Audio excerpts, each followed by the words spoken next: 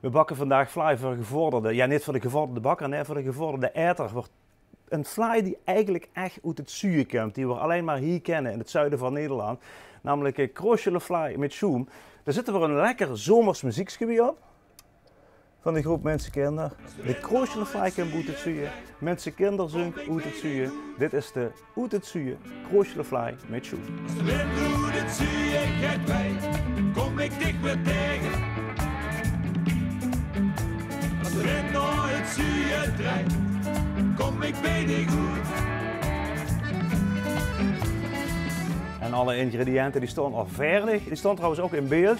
Geef dat allemaal veel te vlot. Ga je even naar onze website l1.nl/hengbakt. Daar vind je het complete recept. We hebben voor de boom meel, gas, melk, boter, suiker, zout en een losgeklopt ei. Nou, dat geeft eerst het meel. Dan komt de gist erbij. Dat reur ik even doorheen. Gewoon met een lepeltje. Dat het alvast een klein beetje doorheen is. Dan komt erbij de melk. De boter die is op kamertemperatuur, dus die is al lekker zacht. Als het nog niet zo is, kan je die een heel klein beetje warm maken, bijvoorbeeld door hem op de verwarming te zetten of heel even in de magnetron. Suiker, het geklopt ei en dan als laatste het zout, een vingergreep, dat is ongeveer 3 of 4 gram. Langs het randje van de beslag, zodat het niet gelijk in contact komt met het gist, want gist en zout, dat zijn geen vrienden van elkaar. Als je nu deeg maakt en je merkt dat de deeg te druig is, dan kan je er altijd een heel klein beetje melk bij doen. En andersom ook, als je merkt dat het te naad is, dan kan je er een heel klein beetje meel bij doen, zodat ze dadelijk in een fijne bol deeg hebt, waar ze een fatsoenlijke fly van kan maken. Nou, als de deeg zo goed klaar is, dan zetten we dat netjes afgedekt weg. Op een warme plaats, netjes een deukje erover of in een afgesloten bekje. Op een warme plek, zodat het goed kan gisten. Ja, terwijl het netjes uit de reizen, terwijl de gist kan gisten en zijn werk en doen, gaan we weer met de kroosjelen. Helaas heb ik kroosjelen uit een putje. Ik heb ook lekker zelf ingemaakte kroosjelen gebruiken, maar ja, dat moest je natuurlijk wel hebben. Ik heb mijn steelpan op mijn wegschool gezet. Waarom doe ik dat? Omdat ik graag wil weten wie veel vocht ik dadelijk heb als ik die kroosjelen heb laten uitlekken. In het sap van die kroosjelen uit een putje, daar zit best wel wat suiker in. En dan zie ik dat ik ongeveer 450 gram vocht heb. Een gedeelte van het vocht gooi ik achter. Dat doe ik hierin. Dit zet ik alvast op. Het vuur. En dan is de vuistregel per 100 milliliter vocht heb ze 8 gram aardappelmeel nodig. En dat aardappelmeel, daar maak ze hier alvast een pepje van. Nou, het sap kookt. Dan gaat dit mengsel erbij. Even doorreuren. En dan kennen er ook de kroosjelen bij. Ook weer heel even doorreuren. Vuur maar goed. Laat het even afkeulen. Gaat het niet vlot genoeg, kan je me voorstellen, dan zit het even in de ijskast of zelfs in de diepvries. Zodat het fijn koud is als het dadelijk weer gaat verwerken in de boom. De plaat draait nog, de band Mensen Kinder, hoe ontstangen, hoe het moeder helpt. Die begonnen met covers maken van bekende Venlose vastelovensleetjes. Maar langzaam maar zeker heeft die band zich ontwikkeld tot een band met eigenlijk alleen nog maar eigen repertoire. En het grappige is dat die LP wat nu oplikt, dat is eigenlijk een CD. Maar voor de liefhebber hebben ze dan een paar platen van laten persen. Ja, ik ben een liefhebber, dus ik heb de plaat aangeschaft. De gist heeft zijn werk gedaan. We hebben een fijn gegist stukje deeg.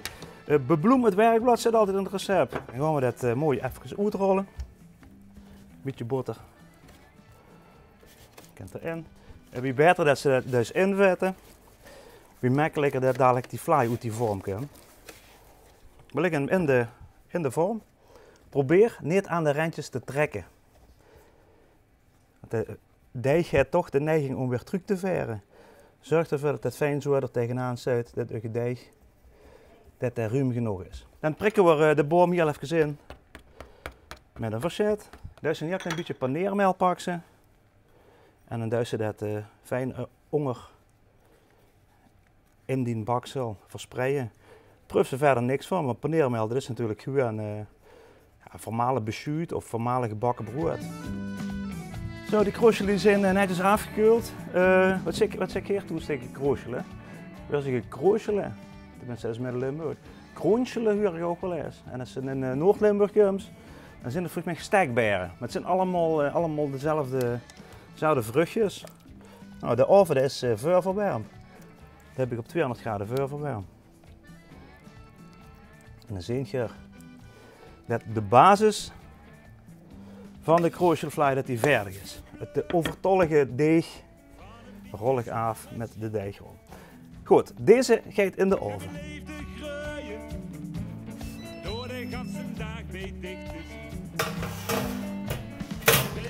200 graden, maar een kwartiertje maar.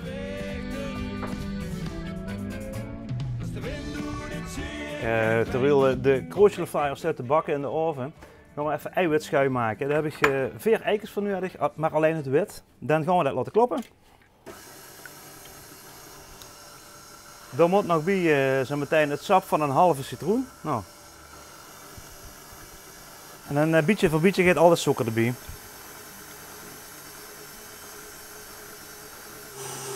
En dat kloppen dat dus eigenlijk net zo lang tot het stief genoeg is. Het hoeft niet